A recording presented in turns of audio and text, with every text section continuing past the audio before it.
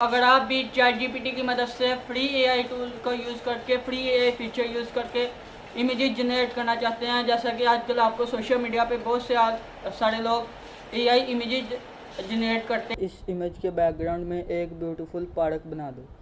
यहाँ पे इंटर करना है तो अब ये यहाँ पे ब्यूटीफुल पार्क बन के आ जाएगा जी आपके सामने। दोस्तों, आप अनलिमिटेड इमेजेस जनरेट कर सकते हैं, अनलिमिटेड ईमेल लगा सकते हैं, ठीक है। तो ये एक हमारा कॉन्सेप्ट था कि मैं आपको फ्री इमेजेस जनरेट करना सिखाऊं, तो मैंने सिखा दिया। मैं ख़ुद भी ये तरीका यूज़ करता हूँ। थंबनेल में मैं इससे बनाता हूँ आप वीडियो के हर चीज़ A to Z ChatGPT को यूज़ करता हूँ। बहुत कमाल का टूल है और आपको हर काम में मदद भी करता है। तो दोस्तों, अब आप इमेज ये देखें आपके सामने बन के आ चुकी है। ये देखें, बहुत कमाल का रिज़ल्ट है। तो दोस्तों, इस तरीके से आप किसी भी किस्म की इससे इमेज जनरेट कर सकते हैं, ठीक है।